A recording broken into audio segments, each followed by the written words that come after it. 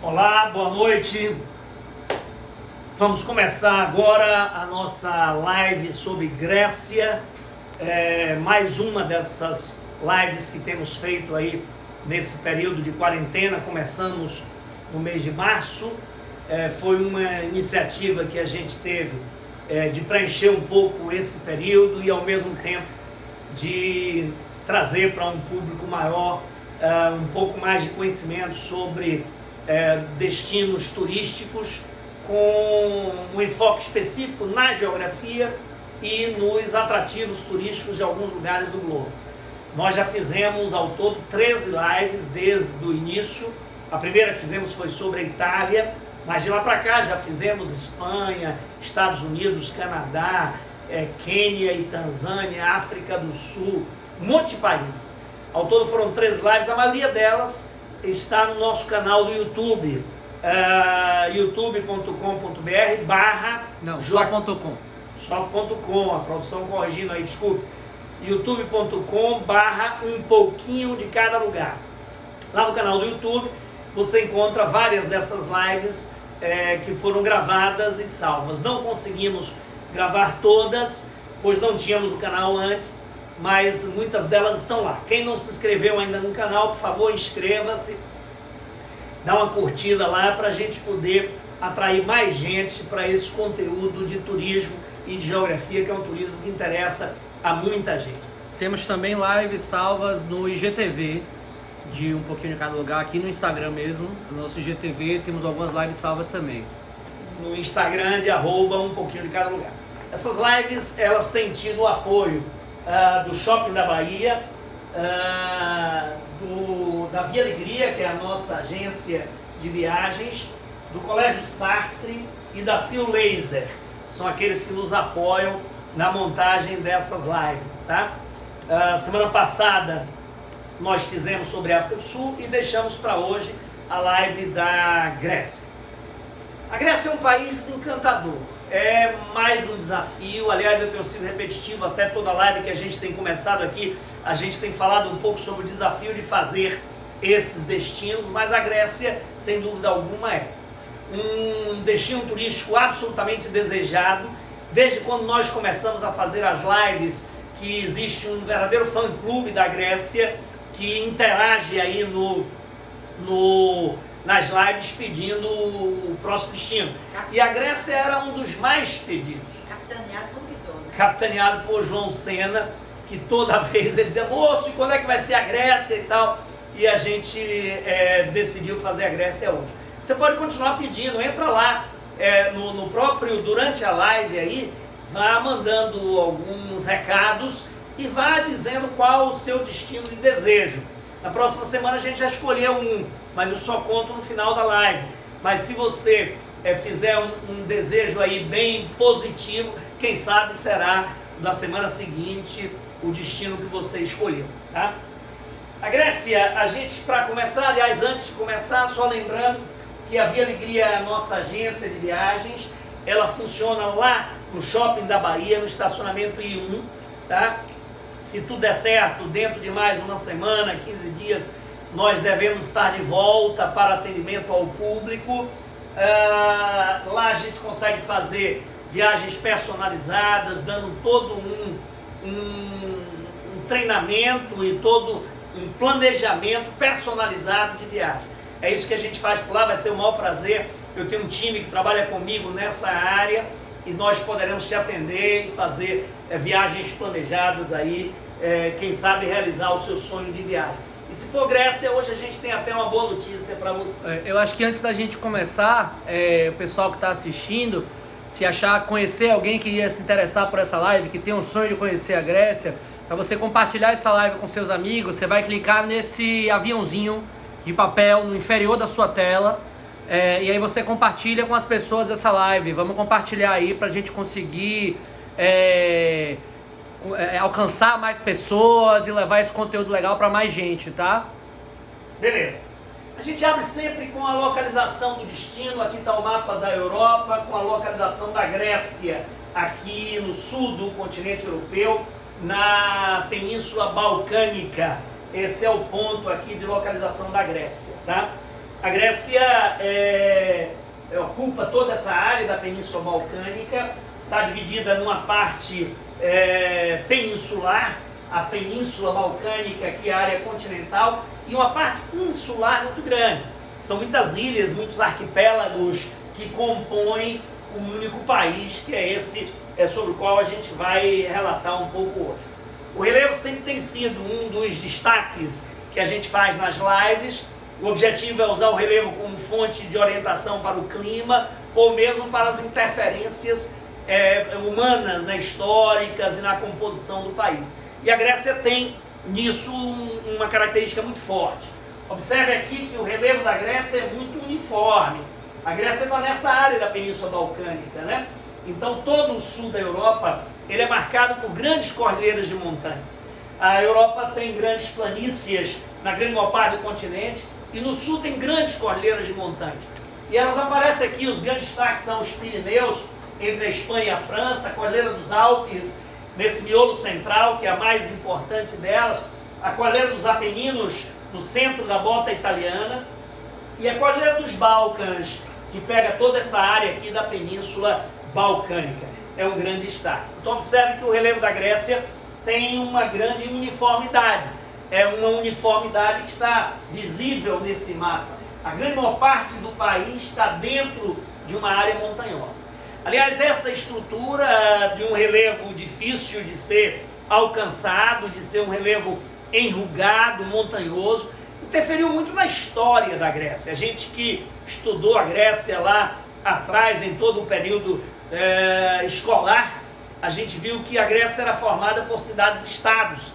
Não havia uma unidade conjugar, cada cidade tinha a sua autonomia, tinha a sua individualidade, e um dos motivos era a dificuldade de acesso e de conexão entre as cidades, motivados pelo relevo, que era um relevo absolutamente montanhoso que a gente tem aí. Esse relevo interfere muito no clima, porém o que mais interfere no clima da Grécia, e aqui eu vou puxar de volta esse mapa da Europa, para a gente constar, o que mais interfere é a proximidade com o continente africano e, sobretudo, a proximidade com o deserto do Saara. Aqui no norte da África, que está a sul da Europa, está o grande deserto do Saara. Se a gente sai da Grécia aqui e atravessa o mar Mediterrâneo, a gente vai direto para países como Líbia, Egito, e o deserto do Saara está aqui.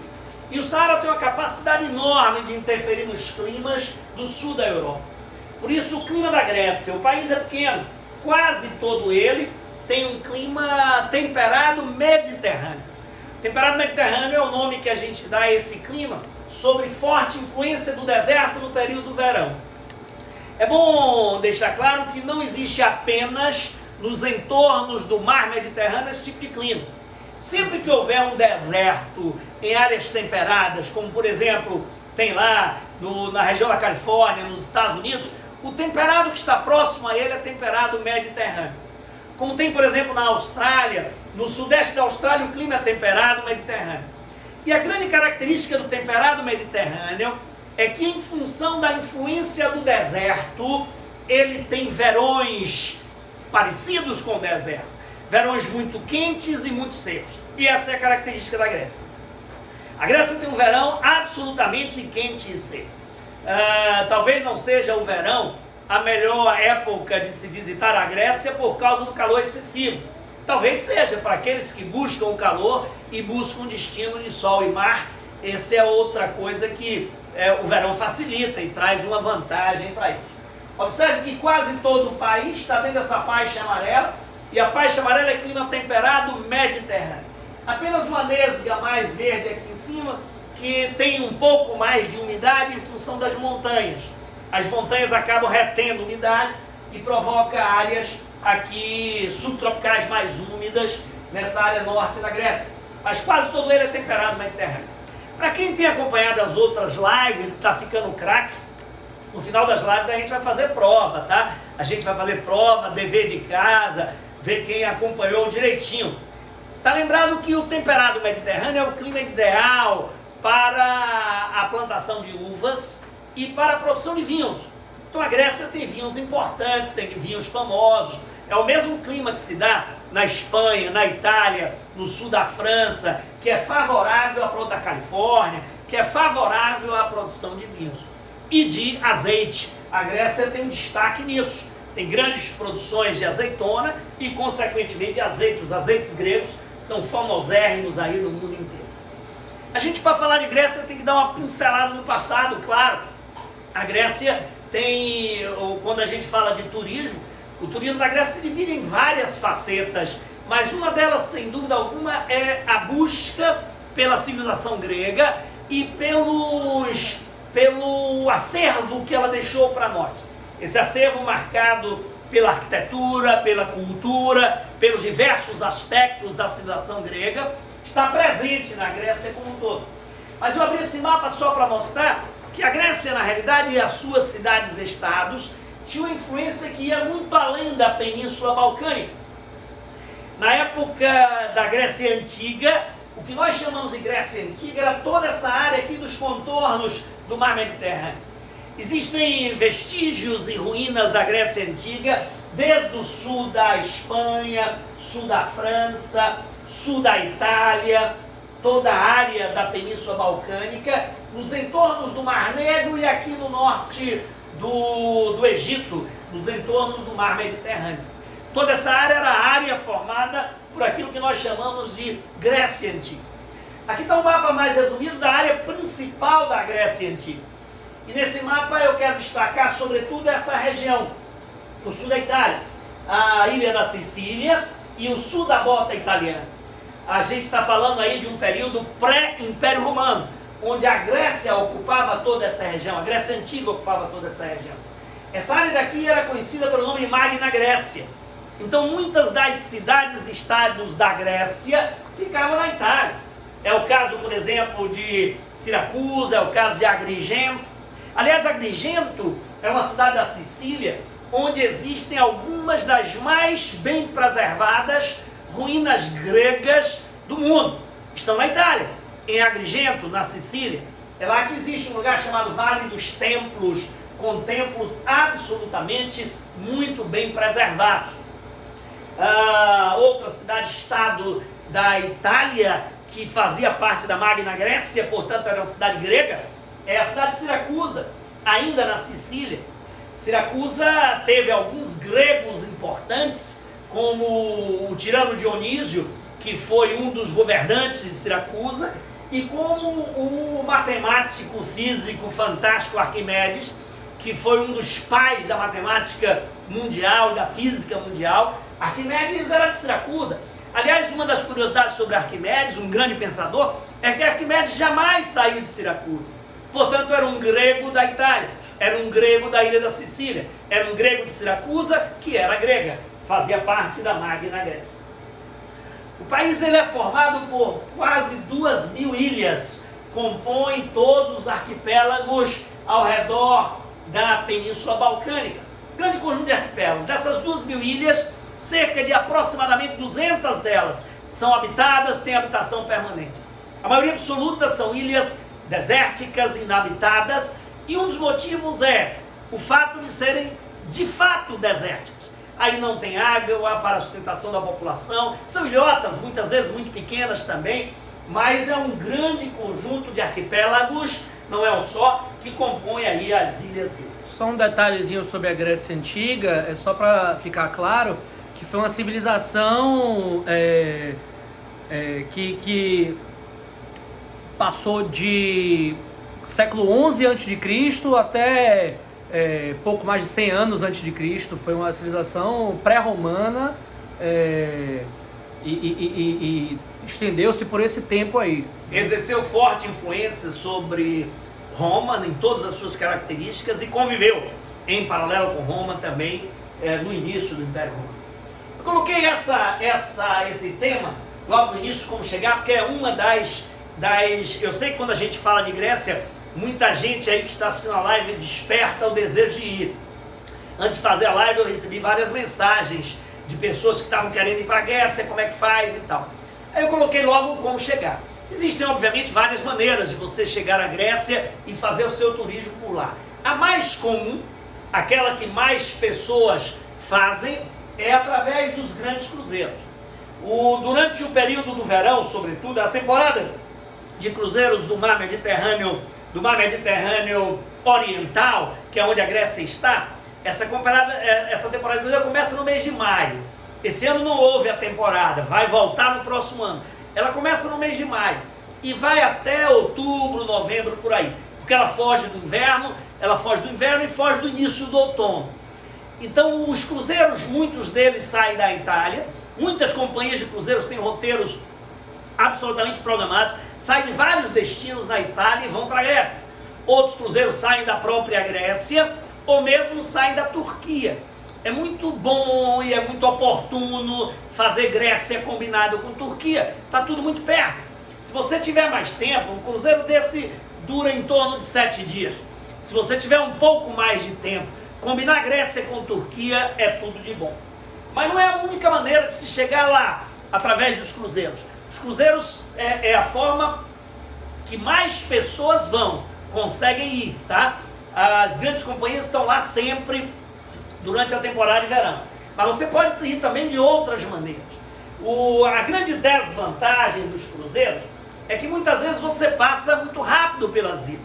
Os cruzeiros, até para oportunizar, como os navios saem durante uma semana, param em várias ilhas, até para oportunizar e lhe dar a chance de visitar várias ilhas numa única viagem, muitas vezes ele passa apenas um dia. Ele chega pela manhã, sai no final do dia, e você tem durante esse período como visitar as principais cidadezinhas de cada uma daquelas ilhas onde o navio aporta, tá? Mas tem turistas que gostariam de ficar mais tempo. Aqueles que gostariam de ficar mais tempo têm outras maneiras de ir à Grécia. Uma delas é combinar com o transporte aéreo o acesso às principais ilhas. Nesse caso você tem que eleger, você tem que escolher 2, 3 ilhas e fazer a ligação entre elas. Essa ligação pode ser feita por transporte aéreo, a gente recomenda muito também. Existem voos low cost entre essas ilhas, entre essas cidades, sobretudo se você fugir da temporada de verão, da alta temporada. Porque na alta temporada está tudo lotado, os preços estão mais altos, é mais difícil conseguir os tickets, tudo é mais complicado. Mas se você foge da alta temporada, é possível fazer voos entre algumas dessas ilhas. Eu coloquei aqui uma foto do aeroporto de Santorini para você ver. É tudo um pouco rudimentar, os aeroportos dessas ilhas, tá? Outro dia eu estava lendo até uma matéria que o governo grego aproveitou a quarentena para dar uma reformulada completa no aeroporto de Santorini. E que os caras queriam, a partir da próxima temporada, diminuir o volume de acesso de turistas de cruzeiro e aumentar o turista que chega de avião. Porque o turista que chega de avião, ele consome hospedagem e ele fica pelo menos 1, 2 noites em hotéis por lá nas vilas, às vezes mais do que isso, e ele acaba sendo melhor para a comunidade, ele acaba gastando mais naquela estadia que ele tem ali. Então existem aeroportos sim, em Santorini, em Mykonos, nas ilhas principais, e é possível fazer o giro entre uma ilha e outra de avião. Existe também uma outra possibilidade, que é você cruzar de uma ilha para outra entre as principais em ferries. Existem ferry boats luxuosos, de alta velocidade, lanchas rápidas, catamarãs de alta velocidade. É uma possibilidade também. Todas as ilhas são muito bem servidas de sistemas de ferry boats, tá? Agora, não é talvez a opção mais confortável, porque as ilhas são relativamente distantes umas das outras. Então as viagens de ferry entre uma ilha e outra são viagens longas. Às vezes você leva muito tempo, 3, 4 horas, pode pegar um mar agitado, e aí não é sempre uma forma que todos gostariam de ter. Então você tem que pesar bem, ver qual é o tipo de viajante em que você mais se encaixa, como é que você gostaria de fazer. Escolhe uma forma, o importante é que você vá na Grécia, porque a Grécia tem encantos para a gente ver. Quando ir? A gente sempre tem feito também nas lives um pouco esse questionamento, tá? Como qualquer destino do mundo, o ideal é fugir da autoestação, tá? Então a Grécia tem um detalhe, é um turismo de verão, sobretudo, tá? Então a época mais oportuna é o verão, onde você não vai ter chuva nunca, porque é clima temperado mediterrâneo, o sol vai estar rachando e você vai poder tomar um banho de mar com mais tranquilidade. Agora, qual é a desvantagem? Hotéis cheios, calor excessivo no verão. Então, se você puder fugir um pouco do verão e você puder fazer a viagem de abril a junho, tá ótimo. Se você puder fazer de setembro a novembro, tá ótimo. São as estações intermediárias. De abril a junho, a primavera, setembro a novembro, o outono. Acho que seriam as estações ideais para ir, tá? E depende muito do que você queira fazer por lá. Mas, sobretudo, o turismo é um turismo de verão, tá?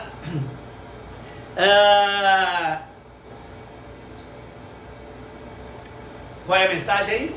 Lembrar de compartilhar, quem chegou, quem está chegando na live agora, a produção está me dando um toque, quem está chegando na live agora, se quiser compartilhar essa live para que outras pessoas possam assistir, clica nesse aviãozinho que tem aí no seu celular, abaixo, à direita dele, e você, ao clicar no aviãozinho, convida outras pessoas para assistir a live e curtir um pouco aí do turismo e da geografia da Grécia. Aqui a gente abriu esse gráfico, que é um gráfico termopluviométrico da Grécia, só para mostrar isso, ó. Verão bastante seco, quente, temperatura elevada, muito quente e muito seco. É o que você vai encontrar por lá no verão, portanto seria a alternativa melhor. Eu disse que a gente faria uma surpresa hoje porque a Via Alegria nos presenteou com esse roteiro. A gente está começando a abrir a temporada de vendas para o turismo já a partir do final do segundo semestre de 2020 e a gente trouxe aqui um roteiro maravilhoso de cruzeiro, que é uma das alternativas, como eu te falei, do MSC Opera.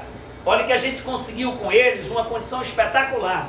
Era um passageiro, paga e tem o segundo grátis. Como iria ficar meio confuso colocar o preço aqui, eu já fiz o preço dividido por 2. Então você tem uma temporada de cruzeiros na Grécia, saindo da Itália, você sai aqui do porto de Ancona, vai até Veneza. Quem quer conhecer Veneza, não conhece ainda, tem essa oportunidade. Depois de Ancona para Veneza, você vem à Croácia, passa por Split e passa por Dubrovnik, 2 lugares sensacionais, imperdíveis, que precisam ser conhecidos na história das nossas vidas. E depois você vai às ilhas gregas, com paradas em Mykonos e Santorini. Voltando novamente para a Itália, encerrando o cruzeiro por lá. Volta aí, deixa eu dar um zoom agora no mapa aí para mostrar o caminho. Aqui está o mapa, sai de Ancona e volta para Ancona. Faz Ancona, Veneza, Veneza, Split, Split vem para as ilhas gregas de Mykonos e Santorini, depois volta para Dubrovnik, que também é Croácia, e depois retorna para Ancona. É um cruzeiro curtinho, 7 noites, navio espetacular, a Opera é um dos navios mais novos da MSC, é um navio espetacular, que você paga apenas 10 parcelas de R$ 479, com todo o serviço de bordo do navio. Só não inclui bebidas alcoólicas, mas inclui várias refeições. O que você paga é basicamente o custo das refeições que você vai ter a bordo. Então é uma alternativa maravilhosa. Cláudia Martins, não sei se ela está nos assistindo, mas ela me disse que queria uma alternativa para a Grécia para o ano, para viajar no período pós-pandemia. Eu coloquei esse card aí em sua homenagem. Se você quiser ir com o Ricardo, é uma excelente opção para a gente fazer o cruzeiro aí para a Grécia, tá? Bom, é uma alternativa maravilhosa também, eu disse, você fazer Grécia com Turquia. E nesse caso de fazer Grécia com Turquia, o ideal é você sair da Turquia. Você chega lá em Istambul 2, 3 dias antes, conhece Istambul, se for o caso, apenas 2, 3 dias, e daí você sai em direção às ilhas gregas. A saída se dá pelo porto de Istambul. Já na saída você tem a vista maravilhosa da cidade de Istambul, vista a partir do Estreito de Bósforo. A localização de Istambul está aqui, ó, super estratégica. Ela fica aqui, quem dá um zoom aqui por favor, no Estreito de Bósforo. O Estreito de Bósforo é uma passagenzinha, como o nome está dizendo, muito estreita. De um lado você vê o outro, é menos de 1 quilômetro a distância que separa a Europa da Ásia. A Europa está separada da Ásia por uma distância muito pequena. Tem uma ponte que atravessa da Europa para a Ásia, que é em Istambul. E aqui está o Estreito de Bósforo. Assim como ele separa a Europa da Ásia, ele liga o mar Mediterrâneo ao Mar Negro. Portanto, é uma localização super estratégica. Daqui no Estreito de Bósforo, o navio navega nesse sentido, atravessa o Mar de Mármara, também na Turquia, e passa por um outro estreito aqui, chamado Estreito de Dardanelos. Tanto o Bósforo como o Dardanelos são passagens super estratégicas. É interessante quem vai a Istambul ficar de alguns mirantes que existem por lá, observando os navios que passam pelo Estreito de Bósforo. É uma circulação de navios enorme, porque a única maneira que existe de entrar ou sair do Mar Negro é pelo Estreito de Bósforo. Claro que essa localização é extremamente estratégica. Istambul é a cidade de localização mais estratégica do mundo, porque ela é a guardiã do Mar Negro. Quem entra e sai do Mar Negro tem que passar por Istambul, tem que passar pelo Estreito de Bósforo. Assim como o Bósforo é estratégico também Dardanelos. Aliás, o Estreito de Bósforo e o Estreito de Dardanelos já foram responsáveis por todos os imbróglios políticos nos quais a Turquia se envolveu, ou mesmo antes da Turquia, no Império Turco-Otomano. Por que os turcos conquistaram Constantinopla, hoje Istambul, e dominaram por tanto tempo? Por conta da passagem estratégica. Todo o comércio que vinha do Oriente para a Europa passava pelo Estreito de Bósforo, e daí a importância de ter a cidade de Constantinopla nas mãos, e por isso os turco-otomanos mantiveram isso por tanto tempo. A localização estratégica do Estreito de Dardanelos, Bósforo e Mar de Mármara é antiga, é desde a época da Grécia, vem de 1000 anos antes de Cristo, tá? E aí está uma foto do Estreito de Bósforo, observe como ele é estreito de fato, uma ponte separando a Europa da Ásia. Essa foto foi tirada da Europa, aqui já é a Ásia está ali do outro lado, e daí a importância estratégica dessa localização. O Estreito de Dardanelos a gente comentou, e eu estou fazendo essa análise sobre a importância estratégica, porque essa talvez tenha sido a grande motivação de um dos episódios mais importantes da Grécia Antiga. Não se sabe o quanto existe de história, ou existe de lenda, ou existe de mitologia nessa história da Guerra de Troia.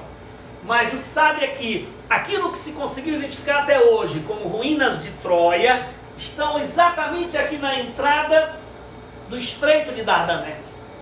A Grécia fez, algumas cidades gregas fizeram uma guerra com os troianos que estavam aqui nessa região, e foi uma guerra terrível, que foi contada nos livros de Ilíadas e Odisseia. E essa guerra, ela foi marcada por um episódio épico e lendário do cavalo de Troia, que está aí. E a história que se montou sobre a guerra diz respeito ao resgate da bela Helena.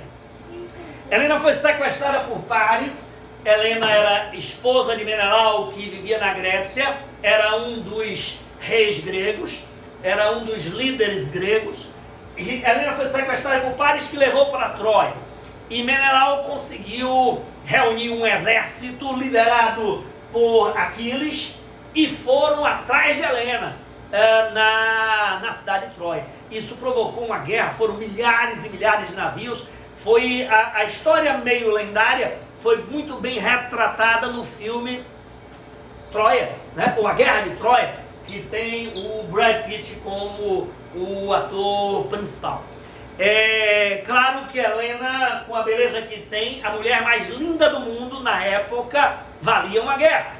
Mas a guerra, sem dúvida, foi motivada pela importância estratégica do Estreito de Dardanelos. O objetivo era conquistar essa passagem em direção ao Mar Negro, e por isso os gregos tiveram tanto esforço nesse sentido. A Netflix tem uma série de Troia também, que é muito interessante. Como chama aqui? Eu acho que é Troia, Troia. Ou Guerra de Troia, não tenho certeza, agora eu vou pesquisar e já respondo. Mas, porque o filme toma muitas liberdades de... Claro, romanceado. E a guerra de fato durou 10 anos, do que conta a história da Ilíada. Então a série, como tem mais tempo para contar a história, para desenvolver a trama, ela é mais fiel ao que se passou, é muito legal. Bacana.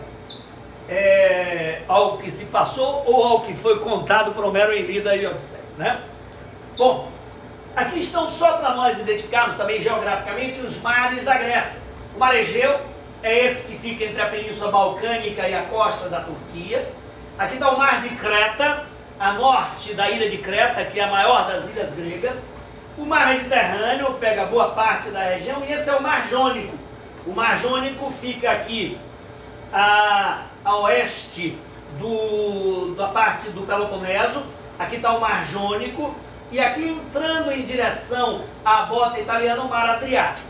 Esses são os mares que ficam nos entornos da Grécia. Mar Egeu, mar de Creta, mar Mediterrâneo e mar Jônico.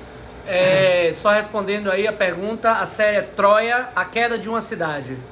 A queda de uma cidade, ótimo, isso, bacana. A Grécia Antiga, ela é o berço da civilização ocidental e a história delas começa lá quase 2000 anos antes de Cristo. Mas o país Grécia, esse que a gente conhece hoje como país Grécia, que tem essa bandeira como o seu pavilhão principal, é um país muito jovem, é um país que teve a sua independência e autonomia apenas na primeira metade do século XIX. Os gregos, na realidade, durante muito tempo, foram sempre dominados por vários povos. Os romanos, durante muito tempo. Depois vieram os turcos otomanos, durante muito tempo. Depois os venezianos, né? E durante boa parte ainda tiveram interferências de franceses, ingleses e outros povos. O resultado é que a Grécia foi, o que é hoje a Grécia como país, a região do território, ela sempre foi ocupada por outros povos. Essas ocupações sempre foram bélicas, sempre foram marcadas por momentos de muita beligerância, e por isso muitos gregos saíram de lá. Existem muitos mais gregos fora da Grécia do que dentro da Grécia. Muitos saíram de lá, se espalharam pelo mundo inteiro, foram migrando para o mundo inteiro, fizeram uma verdadeira diáspora, e existem hoje muito mais gregos fora da Grécia do que na Grécia. Eu não sei se está assistindo a live nossa amiga Ana Paula Chingas, que mora hoje em Nova York, em Long Island. Ela assistiu algumas lives. Hoje ela vive numa comunidade grega lá em Long Island. O marido dela, o John, que é um cara fantástico, muito bacana, é grego, e por isso que eu teria o maior prazer se eles estivessem podendo assistir a live. Tem 2 filhos lindíssimos, brasileiros gregos, né? Gregos brasileiros, a Giovana e o Gregory, são os filhos da Ana Paula e do John. Um abraço. Se não estiver assistindo agora, depois vai assistir no YouTube ou no IGTV do Instagram.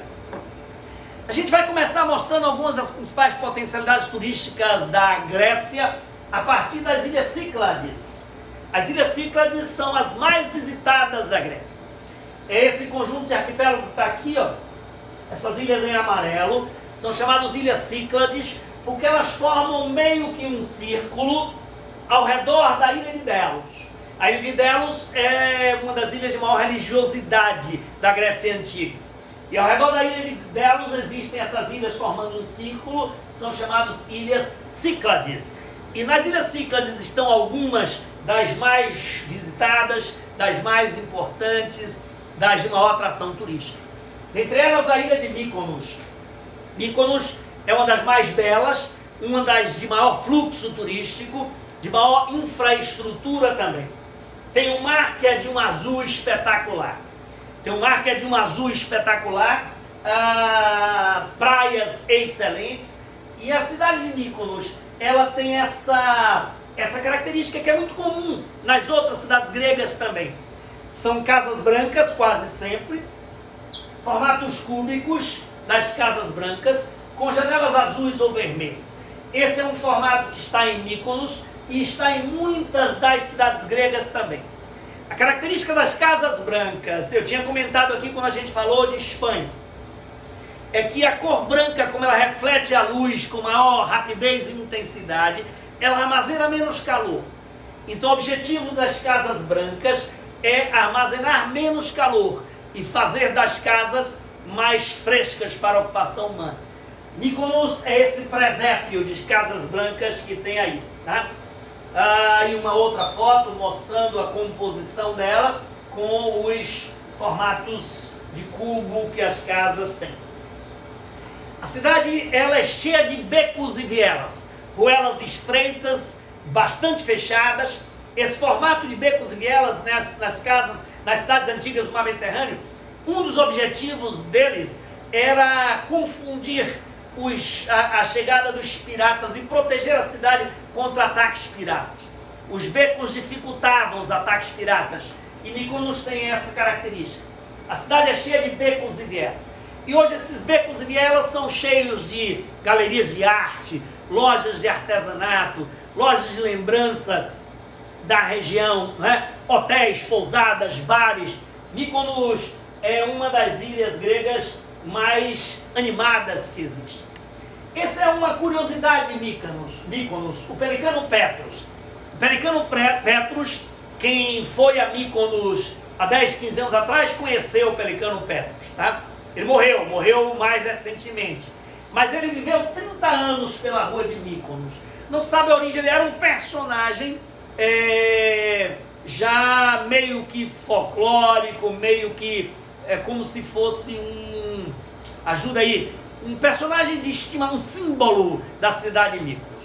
O Pelicano Petros, ele chegou a Mykonos depois de uma tempestade do Mar Egeu e ficou por lá. Abandonou o seu espírito de rotas migratórias e passou a viver pela cidade. E passou a ser companheirão dos turistas em tudo quanto é canto.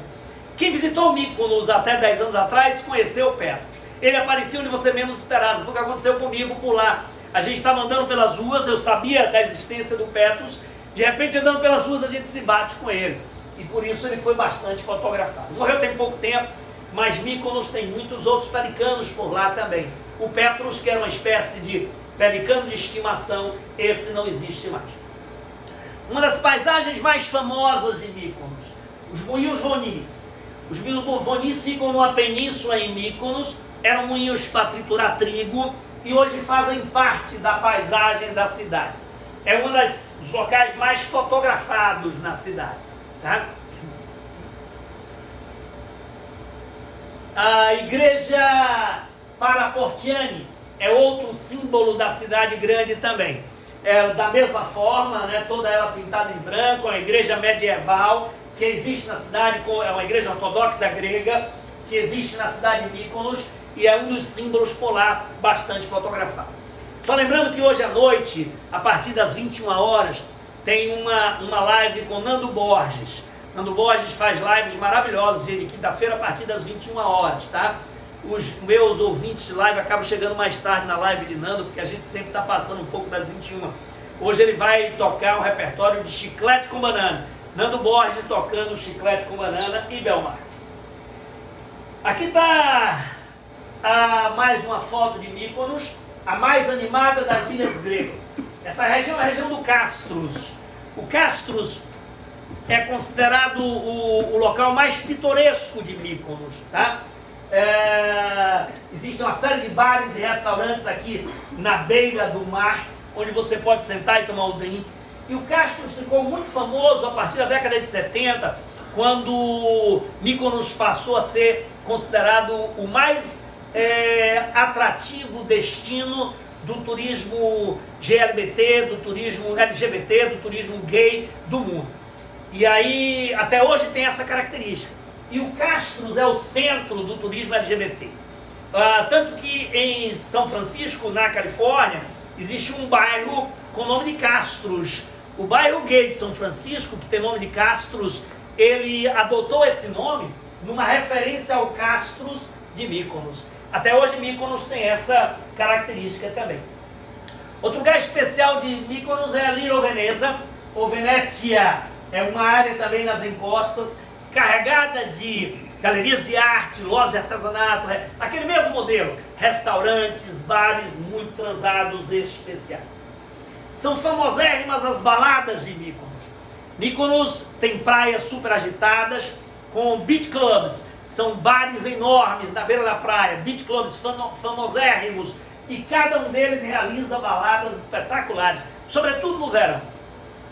Essa aglomeração já está voltando a acontecer por lá. Outro dia eu vi fotos e filmes de Mykonos agora na reabertura da Grécia da pandemia e já começa a ter grande movimentação de pessoas. Claro que o verão desse ano deve ser menos intenso do que nos anos anteriores, mas de qualquer maneira são famosérrimas as baladas de Mykonos.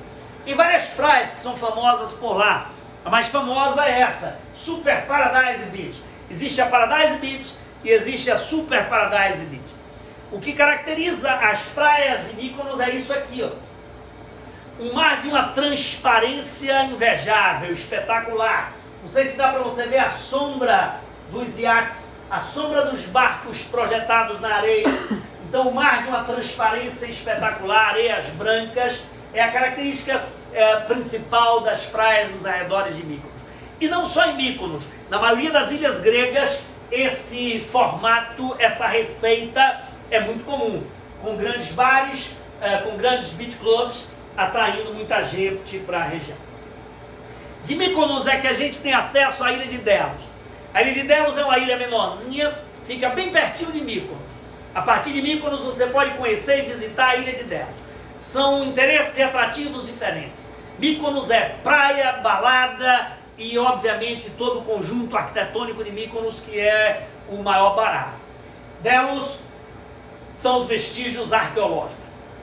A ilha de Delos é uma ilha menor, hoje é uma ilha desabitada.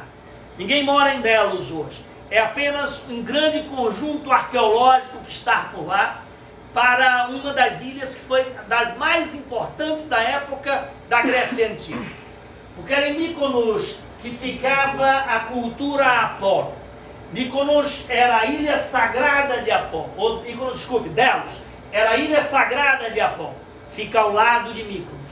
E lá você encontra todo esse conjunto arquitetônico de lá. A ilha foi ocupada pelos jônicos 1000 anos antes de Cristo. E os jônicos conduziram ali a adoração a Apolo e a Dionísio. Esses eram os destaques principais da ilha de Delos. As relíquias gregas estão lá ainda bastante preservadas, apesar do tempo histórico que tem muito antigo, ter sofrido muitos terremotos e assim por diante. Mas é possível ver ainda preciosidades, como esse capitel de coluna jônica que a gente tem aqui, ó. As colunas jônicas fazem parte de um dos tipos de colunas gregas que acabaram influenciando a arquitetura do mundo inteiro. As jônicas tinham essa característica. No capitel ela tinha essa espiral na borda dos dois lados. Aqui a gente tem uma ruína de coluna jônica em Delos, onde os jônicos viveram durante muito tempo. As colunas dóricas, só para nós diferenciarmos, ela tem um capitel mais simples, eram mais antigas. Os gregos tiveram uma arquitetura espetacular e essa arquitetura influenciou e influencia até hoje a arquitetura do mundo inteiro. Quantos prédios modernos, recentes, século XX, têm nas suas estruturas colunas gregas, né? Por conta do detalhe plástico e de engenharia que elas tornaram possível. Essas são as colunas dóricas, elas são mais simples, tem um capitel mais simples, sem grandes detalhes. Depois das dóricas veio a fase das colunas jônicas e a terceira fase foi a fase das colunas coríntias. As colunas coríntias são mais rebuscadas ainda. São essas daqui, ó. No capitel eles são bem floridos, bem florais, tem uma estrutura muito mais trabalhada, muito mais elaborada. São os três grandes conjuntos de colunas gregas que marcaram a arquitetura mundial: as dóricas, as jônicas e as coríntias. Está aqui, diferentemente cada uma delas, para você não esquecer jamais. As colunas dóricas, as colunas jônicas e as colunas coríntias. Vai cair na prova. Quando a gente fizer a arguição lá, um dia desse, vai cair na prova as características de cada uma delas. Tá?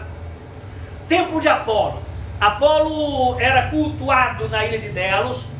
Aqui está o templo de Apolo, ainda tem a fachada preservada por lá, tá? É um dos destaques da ilha de Delos. Volta aí a foto para eu dar um destaque aqui. Aqui está o templo de Apolo, ainda está preservado a fachada dele, pelo menos, né? Tem uma boa preservação lá na ilha de Delos. Como eu lhe disse antes, na ilha de Delos não vive ninguém. O principal motivo é a ausência de água na ilha. No passado, quando a ilha foi bastante habitada, eles armazenavam água da chuva em grandes cisternas. E essa água da chuva é que fazia com que houvesse a possibilidade da população se manter lá na ilha de Delos. Apolo é o deus do sol e da juventude, aí está uma escultura de Apolo, cultuado lá na ilha de Delos, sobretudo, tá? Era lá na ilha de Delos que na Grécia Antiga havia o Festival de Délia. O Festival de Délia ia gente de toda aquela área do Mar Egeu, das Cíclades, das diversas ilhas gregas, iam para Delos nesse período para assistir ao Festival de Délia, onde existiam apresentações de teatro, apresentações musicais, tudo isso acontecia por lá. O teatro na Grécia sempre foi muito incentivado, respeitado e cultuado. E aqui você tem o bairro do teatro, mostra aqui, o bairro do teatro, nessa região onde acontecia aí o Festival de Délia, tá? Lá perto do bairro do teatro está essa que é uma das principais atrações da ilha de Delos, o Terraço dos Leões. Alguns deles ainda estão preservados aqui. Esses leões que estão aqui de mármore não são mais os originais. Os originais foram transportados para museus para serem melhor conservados, mas aqui tem réplicas de quando eles foram transferidos. E esses leões ficavam contemplando um lago. Esse lago não existe mais na ilha de Delos. E esse lago, a mitologia grega diz que é onde nasceu Apolo. Apolo nasceu nesse lago e os leões ficam aqui contemplando o lago da ilha de Delos, tá? Aí está a capela de Dionísio. Dionísio foi um dos deuses também cultuado na ilha de Delos. E a capela de Dionísio, ela tem, sobretudo como característica, uma série de esculturas com símbolos fálicos. E aqui a gente tem um dos maiores dele, ainda só com parte dele preservado aí, tá? Dionísio é o deus do vinho, da loucura e do teatro. Era também cultuado lá em Delos, assim como Apolo. Dionísio é o deus do vinho. Dr. Luiz Machado, não sei se está nos assistindo hoje, deve ser um eterno, como é que a gente poderia, diga aí a expressão, um eterno discípulo de Dionísio, não, um eterno discípulo mesmo, vai lá, o deus do vinho. Essa foto mostra o mosaico de uma das casas do bairro do Teatro, absolutamente bem preservado. Algumas das casas estão mais bem preservadas do que outras, e esse mosaico é fantástico. Ele tem aproximadamente 3.000 anos de existência e totalmente bem preservado. As pessoas mais ricas que viviam em Delos tinham casas mais luxuosas e essas casas eram mais bem equipadas. Um dos exemplos é esse que tem aqui, tá? O Teatro de Delos era um anfiteatro com capacidade para 5.000 pessoas. Essa era uma forma interessante de se construir os anfiteatros. Eles aproveitavam já o formato do relevo, o formato da rocha, a rocha em formato côncavo. A rocha já tinha uma inclinação que facilitava a construção do teatro. E isso dava ao teatro uma capacidade de reverberação, de acústica maravilhosa, esse tipo de formato que tem aqui. O de Delos, dos teatros gregos, não está tão bem preservado assim, mas está lá na sua naturalidade da ilha de Delos, mostrando a grandiosidade dele. Chegava a alojar cerca de 5.000 pessoas aí o Teatro de Delos. E essa era a grande cisterna que armazenava água. A água descia, por exemplo, das escadarias do teatro, a água da chuva era canalizada e a partir dessa canalização ela alimentava essa gigantesca cisterna aqui. E a cisterna, que era coberta, era toda fechada, a cisterna armazenava água para toda a população que vivia na ilha de Delos na época da Grécia Antiga. De Delos e Mykonos, das Cíclades, a gente vai a Patmos. Patmos está aqui, ó. Fica bem próximo da Turquia. Essa é a ilha de Patmos. Uma ilha super charmosa, linda, atrai muita gente também. Assim como todas as outras ilhas gregas, e como Mykonos sobretudo, tem praias maravilhosas, esportes náuticos por todas as áreas da ilha, tá? E Patmos, na realidade, não é uma única ilha, é um arquipélagozinho de várias ilhas pequenas que atrai muita gente. Muito comum a circulação de ferryboats e cruzeiros por lá também, tá? É denominada Jerusalém do Mar Egeu. Por quê? Porque Patmos teve um papel histórico muito importante na religião cristã. Foi em Patmos que viveu durante uma fase da sua vida São João Evangelista, e por isso era um local de peregrinação. Patmos sempre foi um local de peregrinação. Muitos cristãos iam a Patmos, vão até hoje, como local de peregrinação por lá. Tá? Só um detalhe interessante, chama Jerusalém do Mar Egeu, mas o nome Mar Egeu, se você puder voltar aí dois slides para o mapa, se dá pela mitologia grega, pela mitologia do Minotauro, da história do Minotauro, em que Egeu era rei de Atenas e Teseu, o filho dele, partiu de Atenas para Creta para matar a besta Minotauro no seu labirinto, mas o pai, ele partiu com velas negras no barco, e o pai pediu para, se ele voltasse vivo, trocasse as velas para velas brancas. Só que na volta ele esquece de trocar as velas de volta para velas brancas, retornando para Atenas, e reza a mitologia que Egeu vê o barco do filho retornando com velas negras, e ele se mata se jogando do alto da torre dentro do mar, e por isso o mar se chama Mar Egeu hoje em dia. Bacana aqui, esse complemento aí maravilhoso, um pouquinho aí da mitologia grega para vocês, tá? Bom, a gente estava aqui na foto de Patmos, mais uma outra foto de Patmos com destaque para a vila de Escala. Escala é a capital de Patmos. Repare que todas elas são vilazinhas muito pequenas, tá? Super charmosa, caminhar pelas ruas de Escala é excelente, e é o mesmo pacote fechado, com ruelas estreitas e lojas de artesanato, galerias de arte, restaurantes, bares, uma vida sempre agitada, animada, é a característica principal. Aí outra foto da vila de Escala, mostrando que é uma área de grandes atracadouros. Muitos ferryboats fazem a circulação entre as ilhas, incluem Patmos como um dos destinos aí a ser visitado. Na arquitetura de Patmos, a influência turca é muito clara na arquitetura, e um dos motivos é que a Turquia está ali do lado. Durante uma boa parte da história dessa área da Grécia, ela foi ocupada pelos turco-otomanos, durante uma boa parte. Como a gente viu lá no início, somente em 1830 a Grécia se tornou um país de fato independente. Tá? Foi em Patmos que São João Evangelista teve o seu exílio. São João Evangelista viveu durante muito tempo em Éfeso, na Turquia. Foi expulso de Éfeso pelos romanos, e sofreu um exílio em Patmos. E por isso Patmos se tornou uma área de turismo religioso muito forte, de romarias, etc. Esse é o Mosteiro de São João, é um dos pontos mais visitados da ilha de Patmos, o Mosteiro de São João. E pertinho do Mosteiro de São João fica a Santa Caverna do Apocalipse. São João Evangelista foi o apóstolo de Jesus Cristo mais longevo de todos. Morreu com quase 100 anos, não se sabe exatamente a data da sua morte, mas morreu com quase 100 anos. E como ele era o mais jovem dos apóstolos de Cristo, ele foi o apóstolo de Cristo que mais tempo viveu após Cristo.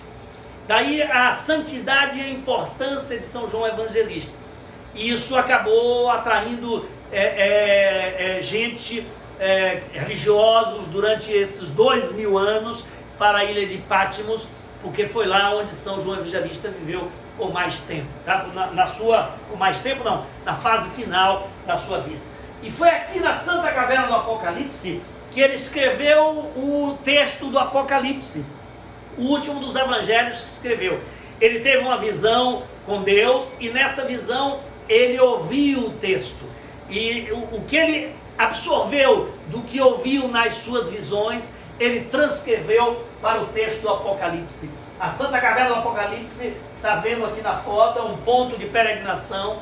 As pessoas vão para lá para ver o local onde São João Evangelista teve essa visão que levou a escrever o texto. Lá no fundo da caverna tem uma gruta, e segundo conta a história ou lenda, a voz de Deus saía por essa gruta e foi ditando o texto do Apocalipse para São João. Aqui estão os moinhos de Cor, é outro, faz parte da paisagem de Pátimos. São moinhos assim como os de Míconos, só que esses aqui mais antigos e desativados, e compõem a paisagem aí de Pátimos. Aí a gente vai passar para um outro destino interessante, já na Turquia. A gente está misturando Turquia com Grécia porque elas se misturam mesmo. As ilhas gregas encostam na Turquia e a Turquia encosta na Grécia. Aliás, a Grécia, eu já disse isso aqui antes, pertenceu à Turquia até relativamente pouco tempo atrás, 200 anos atrás. E aqui a gente vai para Éfeso, aliás, para Kusadasi, que é a cidade turca mais próxima de Éfeso. Kusadasi é um balneário turístico na porta da Turquia que atrai turistas da Europa inteira. A garantia de um mar sempre azul, de águas quentes, e a garantia de um verão sempre quente, atrai turistas europeus de tudo quanto é canto. Os turistas europeus saem da região da Suécia, da Escandinávia, do Reino Unido, e vão passar veraneio aqui, nessa região de Kusadasi. E aí o porto de Kusadasi é super bem aparelhado, tem uma infraestrutura maravilhosa. A maioria dos cruzeiros, 95% dos cruzeiros que fazem a Grécia, fazem Kusadasi. Porque de Kusadasi vão para a grande atração que tem aí perto, que são as ruínas de Éfeso. Éfeso é uma das mais fantásticas cidades greco-romanas que existiram e que existem até hoje. Em Éfeso chegaram a viver 500 mil habitantes por vez. 500 mil pessoas viveram em Éfeso. E as ruínas são espetaculares e estão bastante preservadas lá até hoje. O Éfeso foi construída na época ainda da Grécia Antiga, mas teve o seu apogeu durante o Império Romano. E o Império Romano potencializou Éfeso e deixou por lá um vestígio arqueológico espetacular. Esse é o anfiteatro romano de Éfeso, com capacidade para 25 mil pessoas. Lembre que o de Delos eram 5 mil pessoas, o de Éfeso 25 mil pessoas. Quando estávamos lá, essa senhora aqui, que era uma turista, começou a cantar uma ópera lindíssima, e lá do alto onde estávamos, dava para perceber a acústica espetacular do anfiteatro romano de Éfeso, tá? A Biblioteca de Celso é o prédio mais importante de Éfeso, um prédio lindíssimo, super bem decorado, com as suas colunas coríntias. A Biblioteca de Celso está aí. Essa é uma escultura da deusa Nike. A deusa Nike é a deusa Vitória, e essa escultura em especial foi a que inspirou a empresa Nike, aquela que faz os tênis que a gente usa para correr, a usar o seu símbolo. Se você olhar nesse canto da escultura aqui, ó, o símbolo da Nike, ele vem desse detalhe da escultura da deusa Nike, da deusa da vitória. Aqui está a grande avenida de Kuretis de Éfeso.